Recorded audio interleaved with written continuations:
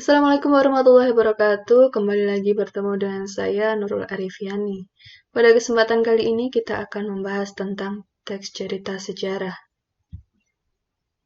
Sebelum kita masuk ke materi teks cerita sejarah, di sini saya menyajikan 5 gambar.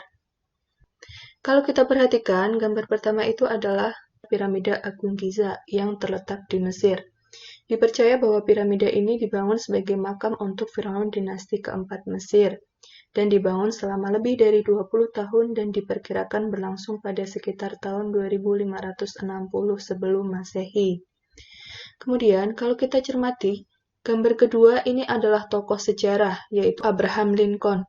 Abraham Lincoln adalah Presiden Amerika Serikat yang ke-16, menjabat sejak 4 Maret 1861 hingga dia tewas akibat ditembak. Dia memimpin bangsanya keluar dari Perang Saudara Amerika, mempertahankan persatuan bangsa dan menghapuskan perbudakan. Gambar ketiga, tentu saja kita tahu ya, ini adalah gambar Candi Borobudur.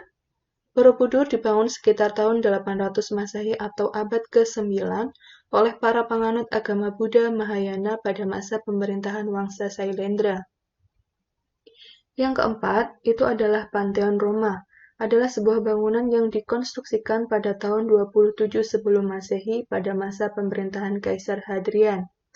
Hadrian membangun kuil ini untuk penyembahan terhadap dewa-dewa Romawi. Yang terakhir, gambar kelima itu adalah Taj Mahal. Taj Mahal dibuat pada masa kepemimpinan Kaisar Shah Jahan dari Kerajaan Mughal. Bangunan yang dibangun dengan memakan waktu 22 tahun merupakan bangunan yang dipersembahkan untuk istri ketiganya Mumtaz Mahal yang meninggal dunia saat melahirkan anak ke-14 mereka. Kalau kita cermati, dari kelima peristiwa tersebut merupakan peristiwa sejarah yang memiliki nilai sejarah. Ingatkah kalian cerita ini? Ya benar, ini adalah Dayang Sumbi dan putranya Sang Kuryang, merupakan legenda Tangkuban Perahu. Meskipun ini cerita yang belum tentu kebenarannya, tetapi juga merupakan salah satu sejarah yang berkembang di Indonesia. Kalau kita simpulkan, apa itu teks sejarah? Teks sejarah adalah teks yang menyajikan rangkaian suatu peristiwa atau kejadian masa lampau yang menjadi latar belakang terjadinya sesuatu yang mempunyai nilai sejarah. Kemudian kita masuk ke fungsi teks sejarah. Ada 4. Yang pertama rekreatif, yang kedua inspiratif, yang ketiga instruktif, yang keempat edukatif. Fungsi rekreatif artinya sejarah dapat memberikan perasaan senang atau gembira kepada para pembacanya. Kemudian, yang kedua, fungsi inspiratif. Artinya, dengan mempelajari sejarah, kamu bisa mengembangkan inspirasi, imajinasi, dan kreativitas demi keberlangsungan hidup berbangsa dan bernegara yang lebih baik lagi. Atau bisa juga dikatakan menimbulkan rasa ingin tahu terhadap perjuangan dan pemikiran serta karya-karya tokoh terdahulu. Kemudian, yang ketiga, instruktif. Fungsi instruktif artinya adalah sejarah dapat dijadikan alat bantu pembelajaran. Yang keempat, fungsi edukatif.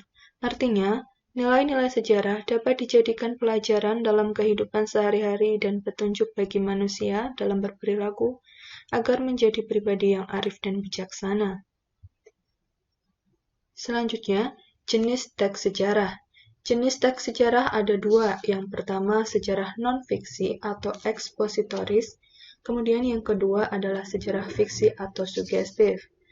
Sejarah non-fiksi merupakan suatu rangkaian peristiwa masa lalu yang benar-benar terjadi. Contohnya adalah biografi. Biografi adalah riwayat hidup seseorang yang ditulis oleh orang lain.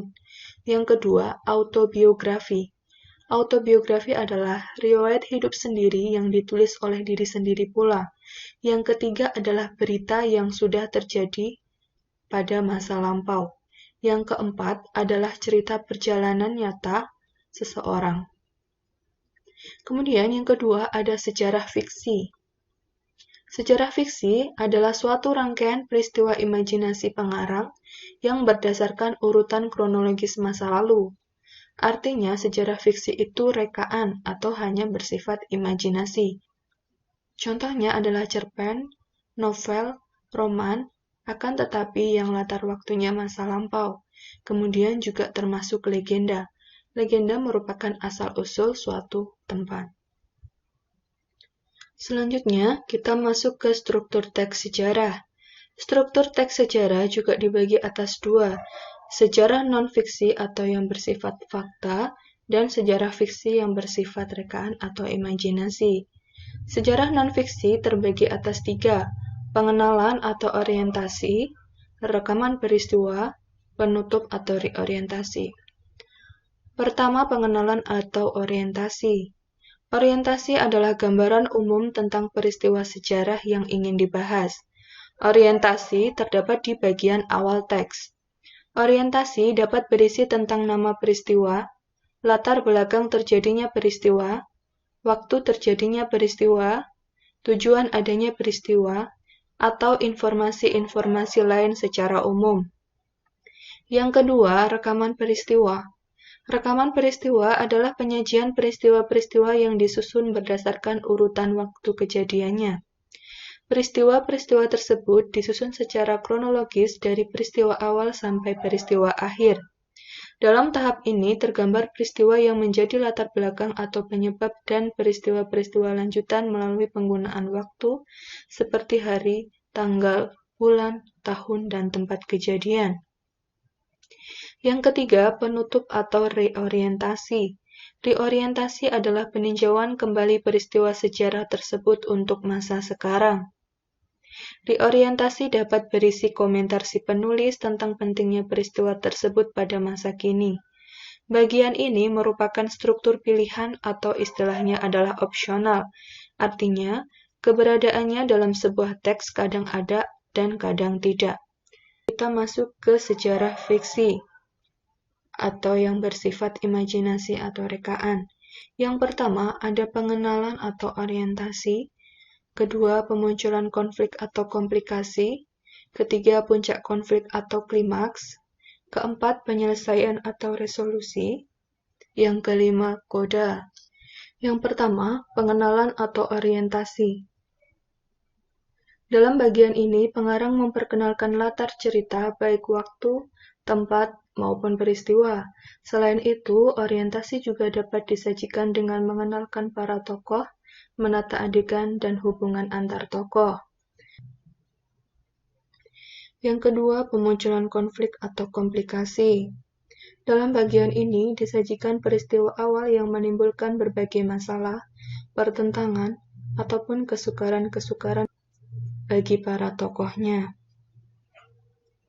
Yang ketiga, puncak konflik atau klimaks.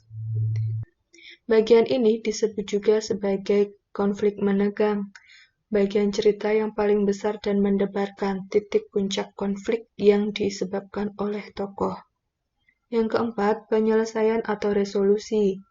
Sebagai akhir cerita, pada bagian ini berisi penjelasan ataupun penilaian tentang sikap ataupun nasib-nasib yang dialami tokohnya setelah mengalami peristiwa puncak. Pada bagian ini pun sering pula dinyatakan wujud akhir dari kondisi ataupun nasib akhir yang dialami tokoh utama.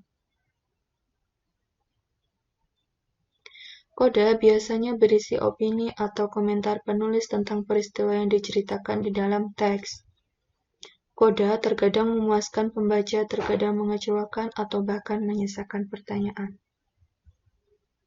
Komentar yang dimaksud bisa disampaikan langsung oleh pengarang atau dengan mewakilkannya pada seorang tokoh. Hanya saja tidak setiap cerita memiliki koda. Bahkan cerita-cerita modern lebih banyak menyerahkan simpulan akhir ceritanya kepada para pembaca. Mereka dibiarkan menebak-nebak sendiri penyelesaian ceritanya. Lanjut, kemudian kita masuk ke unsur pembangun teks sejarah. Masih dibagi menjadi dua. Sejarah non-fiksi atau nyata, sejarah fiksi atau imajinasi. Pada sejarah non-fiksi atau nyata, unsur pembangunnya adalah 5W+1. Yang pertama, what? Apa yang terjadi? Yang kedua, who?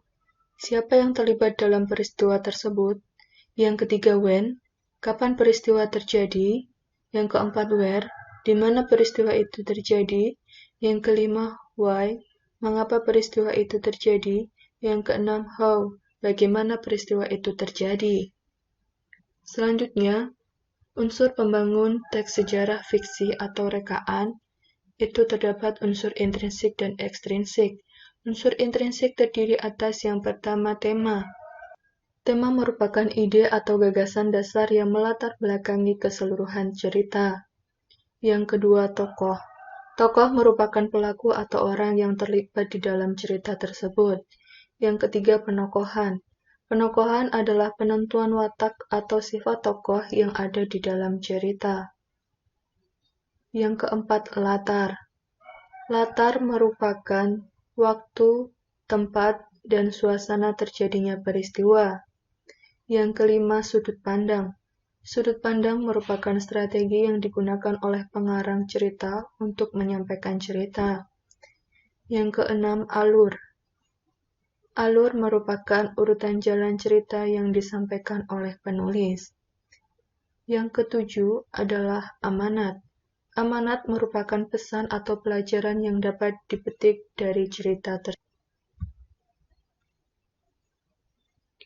Yang pertama, nilai moral. Nilai moral yaitu adalah nilai yang berkaitan dengan akhlak atau budi pekerti atau baik buruknya tingkah laku seseorang. Yang kedua, kepahlawanan. Yang ketiga, religius. Religius yaitu nilai-nilai dalam cerita yang berkaitan atau bersumber pada nilai-nilai agama. Yang keempat, sosial. Nilai sosial adalah nilai yang berkaitan dengan norma yang berada di dalam masyarakat, atau dengan kata lain, tata pergaulan antara individu dalam masyarakat. Yang kelima, budaya. Nilai budaya adalah nilai yang berkaitan dengan adat istiadat, peradaban, atau kebudayaan. Contoh untuk cerita sejarah non-fiksi. Bagian pertama adalah orientasi, yaitu adalah gambaran umum tentang peristiwa gempa bumi Sumatera Barat tanggal 30 September tahun 2009. Kemudian, bagian kedua terdapat urutan peristiwa atau rekaman peristiwa. Di sini, kalau kita baca, berisi penyajian peristiwa-peristiwa yang disusun berdasarkan urutan waktu kejadian.